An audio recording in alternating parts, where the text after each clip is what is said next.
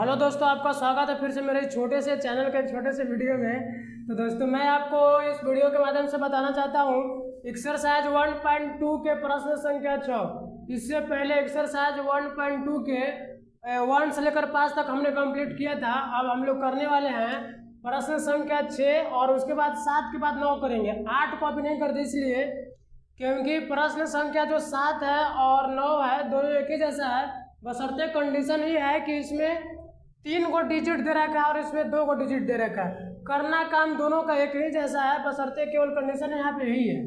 बात समझ पा रहे ना? तो चलिए अब हम लोग करते हैं। यहाँ पे देखिए बोलता है कि निम्नलिखित गुणनखंड वृक्ष में लुप्त संख्या ABCDXY का मान ज्ञात करना हम लोग को।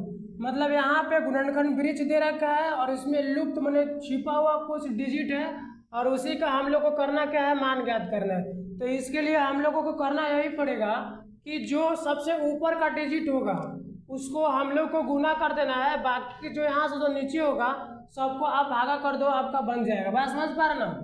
चलिए हम लोग देखते हैं। जैसे कि फर्स्ट स्टेप में हमने यहाँ पे दे रखा है A दे रखा है और बाकी के इधर जो भी दे रखा है BCDXY दे रखा है, तो सिर्फ यहाँ पे हम लोग गुना करेंगे और बाकी के इधर जितना बच जाएगा हम लोग भागा कर देंगे तो हम लोग का बन जाएगा। बात समझ पा रहे ना?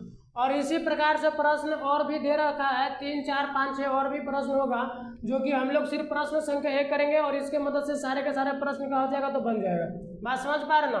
तो देखिए यहाँ पे A है और A का मान ज्ञात करना, हम लोग को मान ज्ञात करना A का, B का, C का, D का और उसके बाद X का और उसके बाद Y का मान ज्ञात करना। बात समझ पा रहे हैं?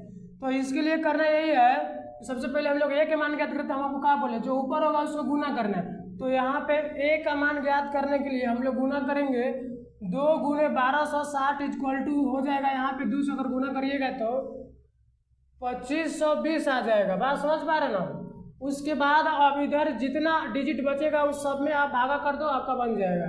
अब देखिए यहाँ पे B लिखा हुआ है और यहाँ पे 630 और यहाँ पे 1260 है। आप इजीली क्या करो, इसको 630 से 1260 में भागा कर दो, आपका बन जाएगा। तो वैसे भी 1260 में अगर आप 630 से करिएगा तो आपको 2 बार में इजीली लग जाएगा, मतलब B के जगह पे 2 आएगा।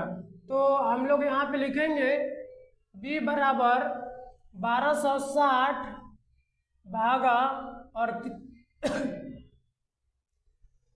630 हो जाएगा, जिसका मान 2 हो जाएगा। अब आगे देखते हैं हम लोग। अब उसके बाद है 630 है और यहाँ पे 2 है और यहाँ पे C का मान ज्ञात करना है। तो मतलब C का मान ज्ञात करना है तो हम क्या बोले आपको, तो 630 2 को अंक से कनेक्टेड है, एक तो 2 से कनेक्टेड है, एक देखिए 630 2 को डिजिट से कनेक्टेड है, एगो 2 से एगो C से। तो हम लोग को C का मान ज्ञात करना है, तो इजीली 630 में 2 से भागा कर देंगे तो हम लोग का मान निकल जाएगा। तो यहाँ पे लिखेंगे 630 भागा 2, तो भागा करेंगे तो हम लोग का आ जाएगा 315 आ जाएगा यहाँ पे। तो C का मान यहाँ पे हम लोगों का 315 मिला है। अब 315 भी 2 को डिजिट से कनेक्टेड है, 2 को डिजिट से कैसे कनेक्टेड है, वो D से कनेक्टेड है, 105 से कनेक्टेड है। तो D से कनेक्टेड 105 है, तो 105 में हम लोग क्या करेंगे, यानी कि D का मान ज्ञात करने के लिए 315 में हम लोग भागा करेंगे 105 से। तो भागा करेंगे तो आपको पता 100 से 300 5 से 15, तो ये भी 3 से लग जाएगा। तो D का मान हम लोग का 3 आ जाएगा, यहाँ पे 3 आ जाएगा। बस समझ पा रहे ना? फिर उसके बाद 105 2 को से कनेक्टेड है, एगो X से एगो 35 से कनेक्टेड है। तो आप 35 से 105 में भागा कर दो तो अब हम लोग का X का मान निकल जाएगा। यहाँ पे 105 है और भागा यहाँ पे कितना है, 35 है। यहाँ पे भागा करेंगे हम लोग इजीली 3 बार में आ जाएगा, तो X का मान भी 3 हो जाएगा। बात समझ पा रहे ना? अब आखिरी और इसमें लास्ट टर्म बच रहा है 35 2 से कनेक्टेड है, एगो 5 से एगो Y से। तो हम लोग Y का मान ज्ञात करने के लिए 35 में भागा करेंगे 5 से और 5 से का 35 ही हो गया हम लोगों का। यहाँ पे देख लीजिए ABCDX और Y का मान, सबका मान ज्ञात हो गया। करना क्या है, वृक्ष विधि रहेगा तो आपको एक रूल अपनाना है, फर्स्ट वाले को गुना करना जो ऊपर पूछेगा, बाकी के अगर नीचे जितना रहेगा सब में भागा कर दो, आपका बन जाएगा। बात समझ पा रहे ना? चलिए अब हम बनाते हैं प्रश्न संख्या 7 और इसमें बोलता है कि अभाज्य गुणनखंड विधि द्वारा निम्नलिखित पूर्णांकों का एचसीएफ निकालना है और एलसीएम निकालना है।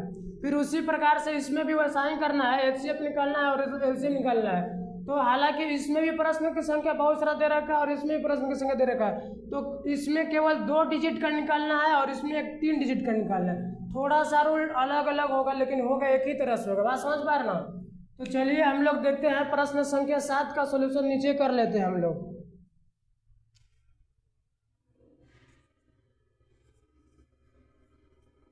देखिए प्रश्न संख्या 7 का पहिलका का हम लोग सोल्यूशन करने वाले हैं, जिसमें 96 है और हम लोग का 404 है। और करना क्या है, करना है कि एचसीएफ निकालना है और एलसीएम निकालना है। तो चलिए हम लोग सबसे पहले हम लोग 96 का फैक्टर करेंगे और उसके बाद में 404 का फैक्टर करेंगे।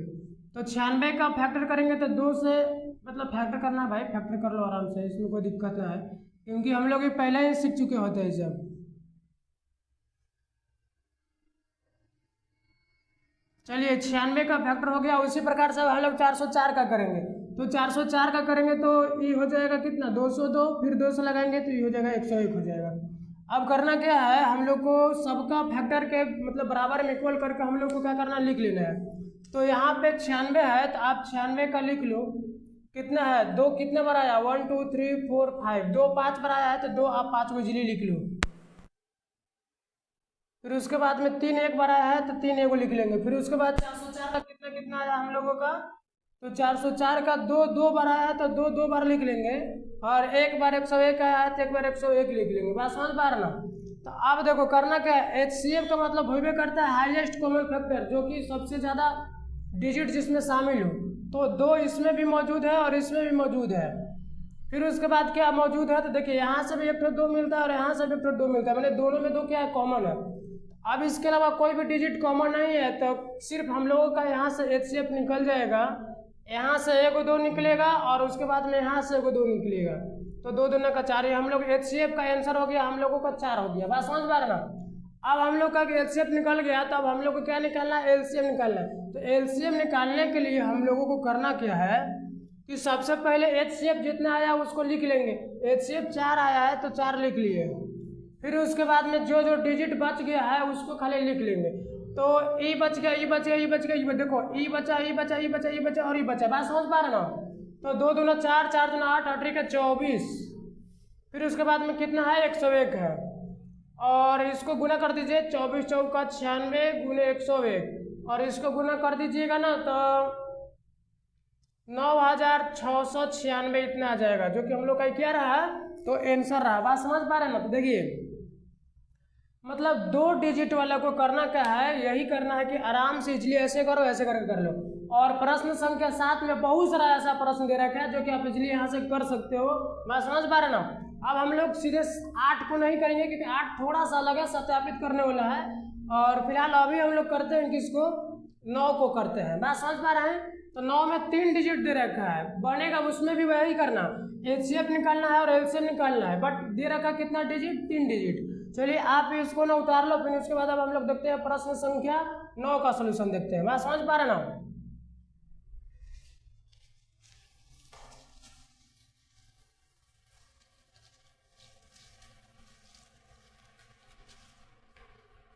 चलिए अब हम लोग देखते हैं प्रश्न संख्या 9 का पहला। देखिए प्रश्न संख्या 7 में बहुत सारा दे रखा है जो कि आप वहाँ से कंप्लीट कर लेना। अब उसके बाद में दे रखा है 9 का। चलिए अब हम लोग सोल्यूशन करते हैं फिलहाल इसको।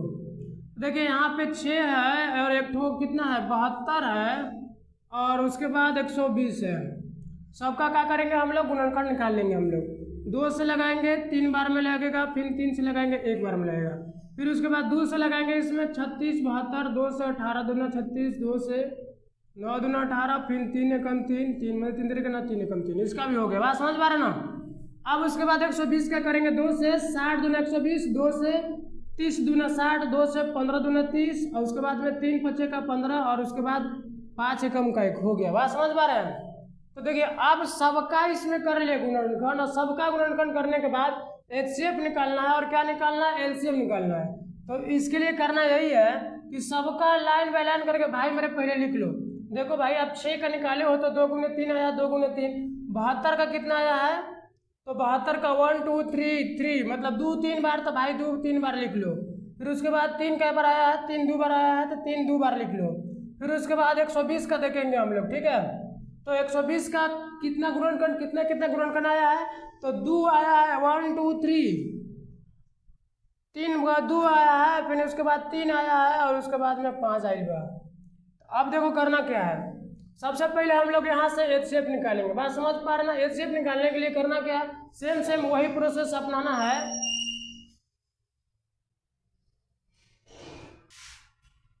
चलिए देखिए, तो यहाँ से इसमें एक कॉमन है, तो यहाँ से एक ठो मैच किया। इसके अलावा एक और मैच कर रहा है हम लोग का, इसमें से एगो 3, इसमें से एगो 3, और इसमें से एगो 3, ये दोनों में मैच किया। तो एच शेप यहाँ आंसर हो जाएगा 2 गुने 3 बोले तो 2 दिया 6 हो गया। अब इसके अलावा क्या निकालना है, हम लोग को एलसीएम निकालना है। तो एलसीएम निकालने के लिए जितने भी प्रश्न दिया जाएगा उसमें से जो जो डिजिट भाग लिया है उसको पहले लिख लो। तो 6 का 72 का 120 में एक दो अंक आया है, एक 3 आया है, एक 5 आया है, और सबका महत्तम घात देखने वाले हैं कि 2 सबसे ज्यादा बार कितने बार आया है, और 3 ज्यादा कितने बार आया है, और 5 ज्यादा कितने बार आया है, और उसी को फिर गुना कर देंगे, आंसर आ जाएगा। बात समझ पा रहे ना। तो देखिए मतलब 6 का गुणनखंड, 72 का गुणनखंड और 120 के गुणनखंड में ये तीनों को मिला करके एक तो 2 आया है, एक तो 3 आया और 105 आया है। इसके अलावा कोई डिजिट नहीं आया है। बात समझ पा रहे ना, इसीलिए सबका अधिकतम घात लिख देंगे, बन जाएगा यहाँ से। तो देखिए 2 कितने बार आया है, तो 2 सबसे ज्यादा बार, देखिए 2 इसमें भी 3 बार, इसमें भी 3 बार, इसमें 1 बार, तो सबसे ज्यादा घात लिया आएगा, इसलिए 2 के पावर 3 हो जाएगा। फिर उसके बाद 3 कितने बार आया है, 3 देखिए कितने बार आया है, 1 2 बार आया है 3, तो 3 2 बार लिखेंगे। 5 कितने बार आया है, तो 5 1 बार आया है, तो 1 लिखेंगे। अब सबको गुना कर दो, 2 के पावर 3 बोले तो 8 हो जाएगा, 3 के पावर 2 बोले तो 9 हो जाएगा, और 5 के पावर 1 मतलब 5 हो जाएगा। 8 9 72, अब 72 में 5 से गुना कर दीजिए। तो 72 में 5 से गुना कर दीजिएगा तो लगभग 360 के आसपास आ जाएगा, जो कि हम लोग का यही क्या हो जाएगा, आंसर हो जाएगा। बात समझ पा रहे ना। अब हम लोग इसके बाद क्या देखेंगे, इसके बाद प्रश्न संख्या 8 को सोल्यूशन करने वाले हैं।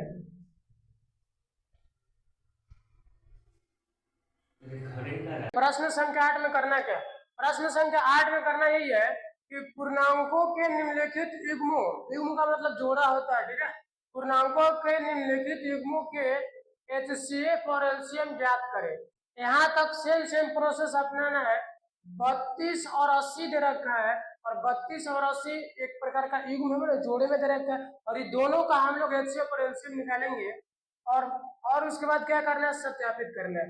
मतलब आप जहां तक सीख रखे हैं एचसीएफ और एलसीएम निकालने की, वहां तक बिल्कुल वही रूल अपनाने वाले हैं।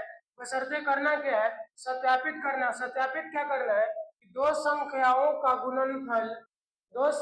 का गुणनफल बराबर एचसीएफ गुने एलसीएम, यही हम लोग को सत्यापित करना है। आइए हम लोग करते हैं। सबसे पहले हम लोग पहल का बनाएंगे प्रश्न। 32 का गुणनखंड करेंगे और 80 का गुणनखंड करेंगे। तो 32 का करेंगे तो 16 बार में लगेगा, 2 से 8 बार में, और 2 से 4, और 2 से 2, और फिर उसके बाद 2 से 1 हो जाएगा। सेम उसी प्रकार हम लोग इसको करेंगे, तो इसका गुणनखंड कुछ इस प्रकार हो जाएगा, हम लोगों का हो गया, ठीक है। अब इसके बाद क्या करना है, अब इसके बाद यही करना है कि 32 का नीचे लिख लेंगे, और उसके बाद 80 का नीचे हम लोग लिख लेंगे। चलिए कर लेते हैं। 32 का आया है, कितना आया है, 2, तो 5 को आया है, लिख लिए 5। फिर उसके बाद 80 का कितना आया है, 80 का 4 बार 2 आया है, और 1 बार 5 आया है। निकालना क्या है, सबसे पहले हम लोग को एचसीएफ भी निकालना है और एलसीएम भी निकालना है। फिर उसके बाद में हम लोग को सत्यापित भी करना है। सत्यापित करने के लिए क्या कंडीशन है, दो संख्याओं का गुणनफल। तो दो संख्या का गुणनफल हो जाएगा, यानी कि 32 गुने 80 दोनों संख्या का गुणनफल हो गया, बराबर में एचसीएफ गुने एलसीएम। अभी हम यहाँ से गुणनखंड करके एचसीएफ और एलसीएम निकाल लेते हैं, और उसके बाद में दो संख्या का गुणनफल पाएगा तो 32 गुने 80 कर लेंगे, बन जाएगा। तो सबसे पहले हम लोग यहाँ से एलसीएफ निकालेंगे। तो यहाँ से देखिए ये 2 मैच करेगा, ये 2 मैच करेगा, और यहाँ से 2 मैच करेगा, और यहाँ से 2 मैच करेगा। मतलब 2 हम लोगों को 4 बार मतलब मैच किया है। यहाँ से एगो 2 निकलेगा, यहाँ से एगो 2 निकलेगा, यहाँ से एगो 2, और यहाँ से एगो 2, 2 दूना 4 दूना 8 दूना 16। इसका जो एचसीएफ हो जाएगा 16 हो जाएगा, और एलसीएम कितना हो जाएगा, तो जितना एचसीएफ आया उसको लिखते हैं, और जो बच जाता है उसको लिख देते हैं। 2 गुने 5 यानी कि 10, यानी कि 160 हो जाएगा। अब हम लोग को सत्यापित करना है। अब हम लोग को सत्यापित करना है, तो देखिए सत्यापित करने के लिए करना यही होता है, हम लोगों को उसी में दे रखा है दो संख्याओं का गुणनफल बराबर HCF गुने LCM। तो दो संख्या का गुणनफल कहने का मेरा मतलब है, पहले लिख लो, दो संख्याओं का गुणनफल बराबर, दो संख्याओं का गुणनफल बराबर HCF गुने LCM। तो दो संख्या कितना है हम लोगों का, 132 एक 80 है बराबर में, और HCF कितना निकाल रखे हैं, तो HCF 16 निकाल रखे हैं, और LCM कितना निकाल रखे हैं, तो 160 निकाल रखे हैं। अब ये दोनों को हम लोग को गुना कर देना, आंसर आ जाएगा। तो चलिए 32 से 80 हमें आपको यहाँ पे बोर्ड पे गुना करके दिखा दे रहे हैं हम। तो देखिए हम लोग का 2560 आया है, इसमें गुना किए तो। चलिए अब हम लोग करेंगे 160 से 16 में गुना, 160 से 16 में गुना करेंगे हम लोग, तो कितना आएगा देख लेते हैं।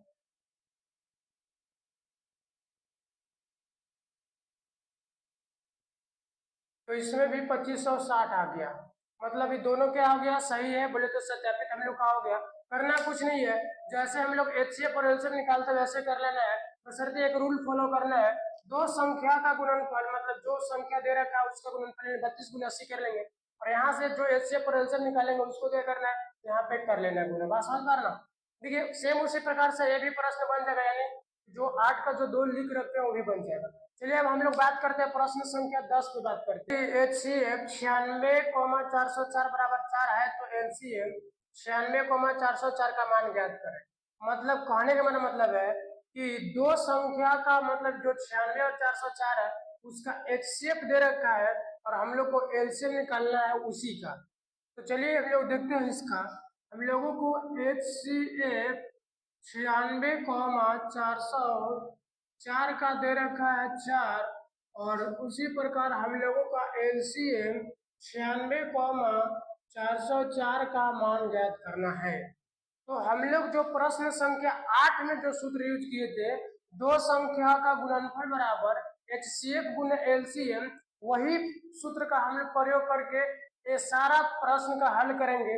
बोले तो प्रश्न संख्या 10 में जितना प्रश्न दे रखा है उसका हल करेंगे। तो लिखेंगे दो संख्या, 10 का पहला है, दो संख्याओं का गुणनफल बराबर, दो संख्याओं का गुणनफल बराबर HCF गुने LCM। देखिए या तो प्रश्न में HCF का मान पूछे या तो प्रश्न में HCF का मान या LCM का मान पूछे, वो करना कुछ नहीं है, जितना भी प्रश्न संख्या 10 में है, यानी कि 1.2 के जितना प्रश्न संख्या 10 में 6 को 8 जितना सारा प्रश्न है, सारे के सारे प्रश्न में सूत्र को लगा देना है, दो संख्याओं का गुणनफल बराबर HCF गुने LCM, आपका मान निकल जाएगा।